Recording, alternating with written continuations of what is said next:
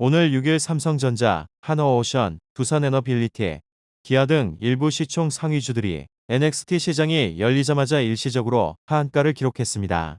때문에 최근 증시 변동성이 확대되면서 신용거래 투자자 사이에서 반대매매 물량이 쏟아지면 증권사가 하한가로 주문을 넣는다는 우려가 확산되고 있습니다. 그러나 시장 구조상 증권사가 특정 가격, 특히 하한가로 매도 주문을 지정해 집행하는 것은 일반적인 방식이 아닙니다. 반대 매매는 투자자가 신용융자나 담보대출로 매수한 주식의 담보 비율이 일정 수준 아래로 떨어졌을 때 증권사가 대출금 회수를 위해 강제 청산하는 절차입니다.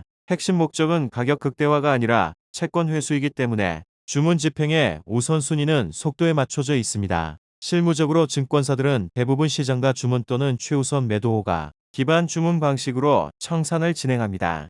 이는 가장 빠르게 현금화를 확보하기 위한 것으로 지정가를 설정해 가격을 기다리는 방식은 거의 사용되지 않습니다. 결과적으로 매수 호가가 충분히 존재하는 종목에서는 큰 가격 충격 없이 체결이 이루어질 수 있지만 유동성이 얇거나 매수세가 약한 상황에서는 연속적인 하방 체결이 발생하며 가격이 급락할 수 있습니다. 특히 장 시작 직후에는 반대매매 물량이 집중되는 경향이 있습니다. 동일 종목에서 여러 계좌의 담보 비율이 동시에 붕괴될 경우 자동 청산 주문이 한 방향으로 쏠리면서 가격 하락 압력이 증폭됩니다. 이 과정에서 주가 급락이 또 다른 계좌의 담보 부족을 유발해 추가 반대 매매를 촉발하는 연쇄 효과가 나타날 수 있습니다.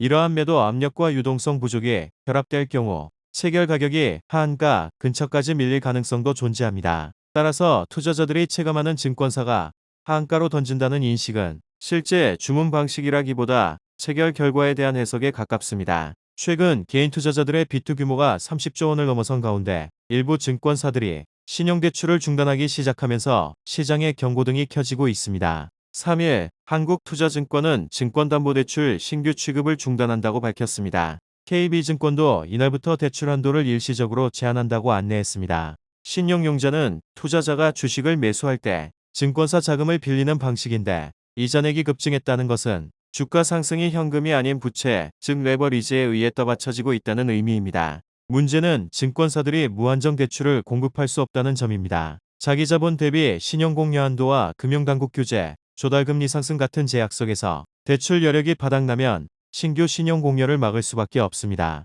실제로 일부 증권사들이 대출을 중단하는 것은 시장이 과열 구간에 진입했음을 보여주는 신호로 해석됩니다. 특히 위험한 대목은 주가가 조정받을 경우 발생할 수 있는 반대 매매입니다. 신용융자로 매수한 주식은 담보 비율이 일정 수준 아래로 떨어지면 증권사가 강제로 매도하게 되는데 주가 하락이 반대 매매를 부르고 반대 매매 물량이 다시 추가 하락을 만들어 연쇄 충격으로 이어질 수 있습니다. 여기에 신용융자가 급증하면 투자자뿐 아니라 증권사 자체도 위험해질 수 있습니다. 주가가 급락할 경우 담보 가치가 빠르게 훼손되면서 담보 부족 사태가 발생할 수 있고 부실 채권이 늘어나면서 증권사의 재무 부담도 커집니다. 동시에 대규모 신용공여는 증권사 유동성 압박으로 이어질 수 있어 금융시장 전반의 불안 요인으로 확산할 가능성도 제기됩니다. 1일 금융투자협회에 따르면 지난달 29일 기준 주식거래 활동계좌 수는 1억 2450개로 집계됐습니다. 한 달 사이 약 173만 개 급증한 수치입니다. 주식거래 활동계좌는 예탁 자산이 10만 원 이상이면서 최근 6개월간 한 차례 이상 거래가 이뤄진 위탁매매 계좌 및 증권저축 계좌를 뜻합니다. 비투 규모도 30조 원을 돌파한 것으로 나타났습니다.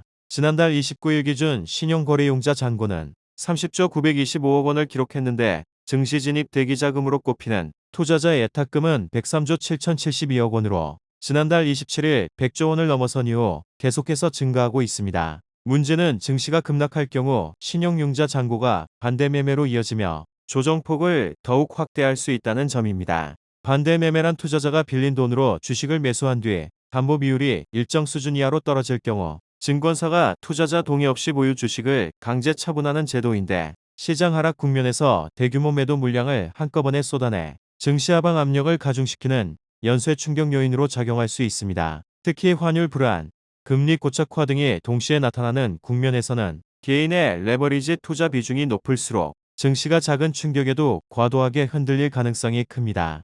신용잔고가 많은 상황에서는 단순한 조정이 아니라 기술적 매도 압력이 겹치며 급락으로 번질 수 있다는 분석도 나옵니다. 비투는 증시 하락기에는 반대 매매가 조정폭을 증폭시키는 구조적 취약성을 내포하는 만큼 투자자들의 각별한 유의가 필요해 보입니다. 주택담보대출과 전세자금대출 금리가 급등하면서 차주들의 이자 부담이 커지고 있습니다. 특히 한국은행금통위가 금리 인하 기조 종료를 시사하면서 시장 금리가 오르고 변동형 상품 금리를 산정하는 기준인 코픽스도 4개월 연속 상승한 데 따른 것으로 보입니다. 지난 16일 기준 KB국민 신한하나 우리은행의 주담대 혼합형 금리는 연 4.130에서 6.297%로 집계됐습니다.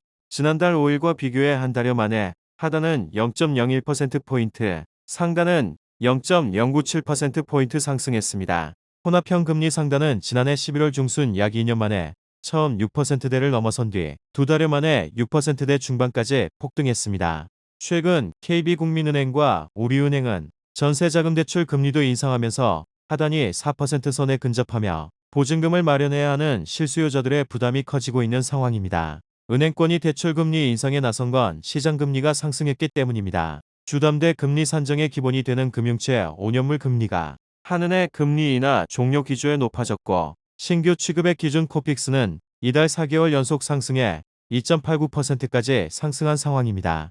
4개월간 상승폭만 0.4%포인트에 달합니다. 코픽스는 주담대, 전세자금대출 등 각종 대출 금리의 기준이 되는 지표로 코픽스가 오르면 주담대와 전세대출 변동금리도 상승하는 구조입니다. 문제는 대출금리 상승으로 차주들의 부담이 커지고 있다는 겁니다. 2021년 기준금리가 0.5%이던 시기에 주담대를 받은 차주들은 당시 2%대 혼합형 금리를 적용받았습니다. 하지만 5년 고정기간이 끝나 변동금리로 전환되는 시점에 5%대 금리를 적용받게 되면서 이자 부담이 늘고 있어 영끌족들의 부담은 물론 차주들의 연체율이 올라갈 경우 은행들의 건전성 부담도 생길 것으로 보입니다. 삼성전자와 SK하이닉스 중심으로 신용거래가 늘며 주식시장의 비투 규모가 사상 최고치를 경신했습니다. 11일 금융투자협회에 따르면 지난 9일 기준 코스피와 코스닥 시장의 신용거래융자 금액은 28조 3,483억 원으로 집계됐습니다. 신용거래융자 잔고는 투자자가 주식 투자를 위해 증권사로부터 자금을 빌린 뒤 아직 갚지 않은 금액입니다. 신용거래융자 잔고 증가는 레버리지를 활용한 투자가 늘었다는 겁니다. 최근 비투 증가세는 코스피 시장에서 더욱 두드러졌습니다. 코스닥 비투 규모는 10조 원 수준으로 이른바 동학개미 운동이 일어났던 2021년 11조 원을 넘어서지는 않았지만 코스피는 당시 기록인 14조 원을 이미 지난해 10월 돌파했습니다.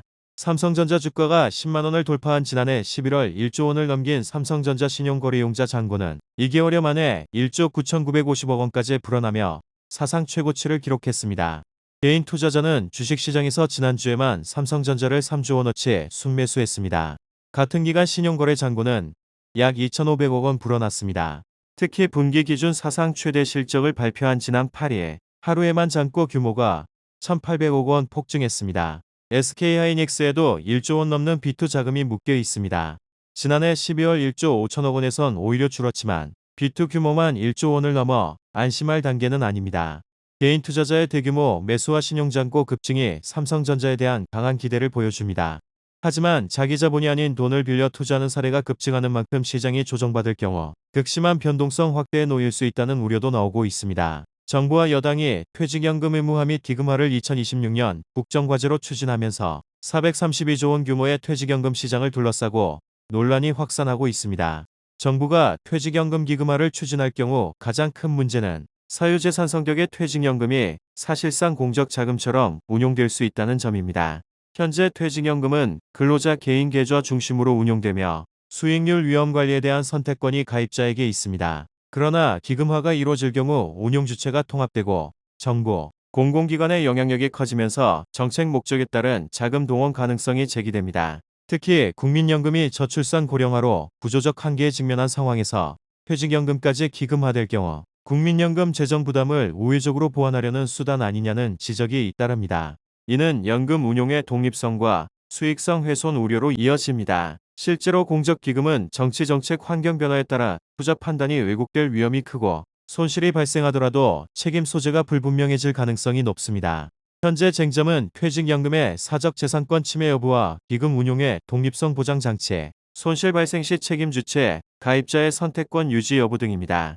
일각에서는 연금 수익률 제고라는 명분 뒤에 국가 재정 부담 전가가 숨어 있다는 우려도 제기되고 있습니다. 또한 기금화 과정에서 자금 운용의 투명성 확보가 현실적으로 가능하냐는 문제도 제기됩니다. 거대한 단일 기금이 형성될 경우 시장 왜곡과 특정 산업, 정책 분야로의 쏠림 투자가 발생할 수 있고 이는 장기적으로 금융시장 안정성을 해칠 수 있습니다. 무엇보다 근로자 동의 없는 구조 변경은 제도에 대한 신뢰를 급격히 훼손해 연금 전반에 대한 불신과 노후 불안만 키울 수 있다는 우려가 커지고 있습니다. 오히려 신금융협회에 따르면 롯데, BC, 삼성, 신한, 우리하나현대, KB국민, NH농협 등 9개 카드사의 지난해 11월 말 카드론 잔액이 42조 5,529억 원으로 집계됐습니다. 전월 대비 1.14% 증가한 수치로 전월 대비 증가율은 2023년 10월 이후 가장 높은 수준입니다. 카드론 잔액은 금융당국이 신용대출 한도를 연소득 100% 이내로 묶는 고강도 규제를 발표한 이후 지난해 6월부터 9월까지 4개월 연속 감소세를 보였습니다. 그러나 10월부터 다시 증가세로 돌아섰고 11월에는 증가폭을 더 키웠습니다. 카드론 잔액이 상승한 데에는 먼저 시중은행들이 가계대출 총량 관리에 들어가면서 급전이 필요한 차주들이 카드사를 찾은 것으로 보입니다. 여기에 코스피가 4,000선을 돌파하며 뒤투 수요가 돈을 간편하게 빌릴 수 있는 카드론으로도 유입된 것으로 보입니다. 문제는 대출의 질이 나빠지고 있습니다. 빌린 돈을 갚지 못해 카드사에서 다시 대출받아 기존 빚을 갚는 대환대출 잔액도 늘고 있습니다. 9개 카드사의 대환대출 잔액은 9월 1조 3,611억 원에서 11월 1조 5,029억 원으로 두 달 연속 증가했습니다. 상환 능력이 떨어진 취약 차주가 늘고 있다는 신호로 해석되는데 이들의 연체율이 증가할 경우 카드사들의 건전성에도 문제가 생길 수 있어 면밀한 관리가 필요해 보입니다. 게다가 정부의 대출 규제가 지속되는 가운데 카드 수수료이나 압박까지 커지면서 수익성 악화가 우려되는 상황입니다.